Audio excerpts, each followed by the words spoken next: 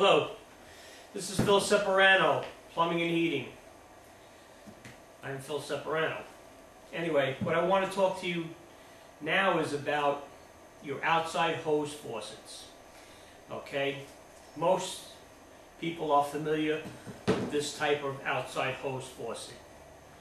Okay, it's the one that's on just about every house.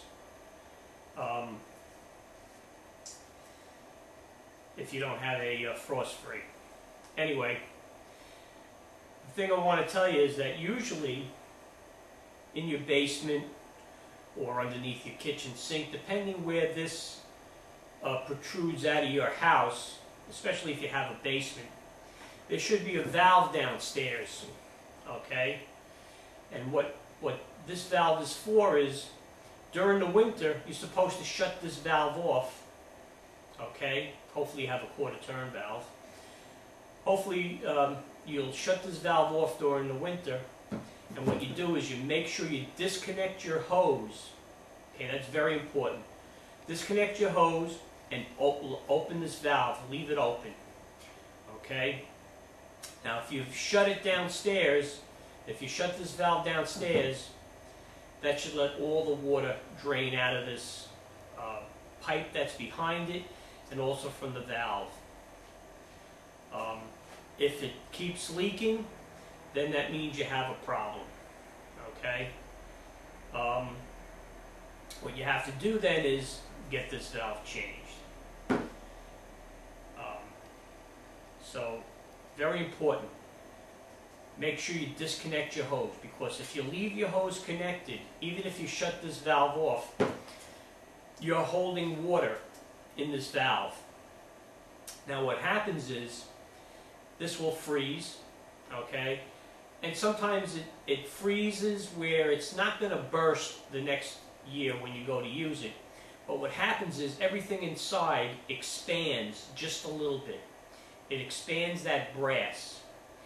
And you might notice it when you go to close it. It might leak from here, it might leak from here. You might have a couple of leaks on it, but sometimes people just hook the hose up and it's leaking and they don't really mind. But that's what happens. It expands a little bit, and then you'll get one winter where it expands, where it can't expand anymore, and it'll crack. And then sometimes it could be a brand new valve. It could have been installed in the summer. You left the hose on. It could crack during the winter. You go to use it next year, and you got a flood. So make sure this valve is off. And I've heard the same thing. I've been in the house 40 years, and I've always done it this way, and I've had no problem. Well, okay, you've been lucky so far. That's just a regular valve. Now, what we have here, this is called a frost-free valve. Now, don't let that fool you, because even though it's a frost-free valve, okay, what that means is when you turn the handle here, okay, there's a shaft in here. And that shaft turns a washer, closes a washer at the end of this fitting. And the reason it's called frost-free is because right here is where it would be on the outside of your house. In other words, this is the outside of your house, this is inside the house where it's nice and warm, hopefully. Okay? So there's no chance of it freezing. Again, you should, even though this is a frost-free, you should have a valve at the end of it. Okay? Just in case. But, that being said, even though it's a frost-free, it could still freeze on you. And how does that happen? Well, if you leave the hose connected to the end of the fitting, or which I forgot to tell you about on these also, sometimes you might have that quick disconnect and quick connect thing. That has to be taken off. Or you might have a vacuum breaker hooked up to it. That also has to be taken off. All you're supposed to be left with is this particular thread that came with the valve.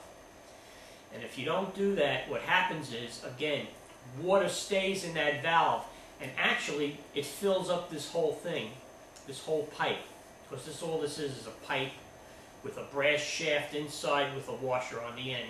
Now if there's water in here, what will happen, usually anywhere in this area, okay, this will freeze, and you won't know about it until you go to use it, you know, after the winter.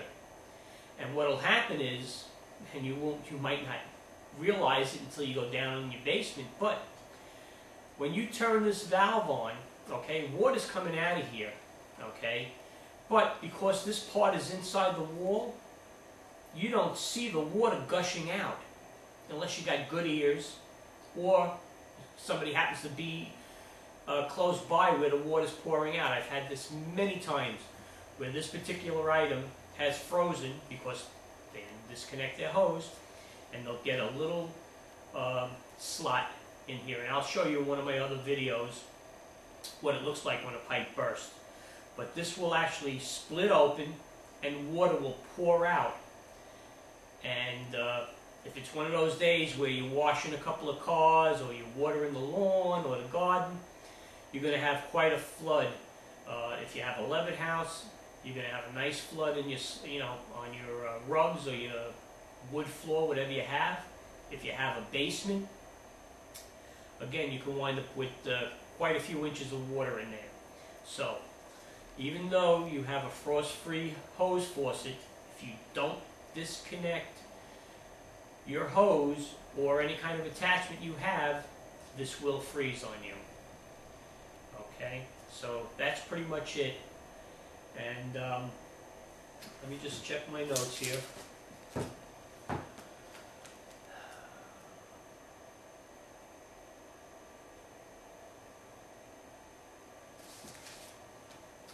One more thing I wanted to tell you. This really has to do with aesthetics. If you're going to have your house sided, okay, do yourself a favor. Either have the siding person extend this, or have your plumber come over and extend it. Many times I've been to houses where the guy puts, nice thick insulation on and puts on the siding, and then the siding is right up against there, right up against it, and you can't get the hose on. Or you could get the hose on, but it's really, really difficult. Sometimes people have, they get a adapter which has like a, kind of like an elbow on it, just so they can screw on the hose with no problem. But if it would have been done properly when the siding was installed, you wouldn't have to have that contraption on your faucet. So anytime when you're having siding done, okay, make sure they move it out a little bit, okay? Even if it means moving it out and capping it, or just moving it out enough where if they know exactly where it's going to wind out. But it depends on your particular house. So that's just one of my tips. Okay, and that's what pretty much all these videos are tips to help the homeowner, to educate the homeowner on what should be done, what can be done, because so many customers really just don't know about the way things should be done. And I'm here to try and educate you. I try and do the best job I can. I always like to make everything look good, and I always try and do the best of my abilities every job that I do. So, I mean, I'm not trying to plug myself, but, I would like to see the same type of quality from other plumbers as should be. Okay? So, that's my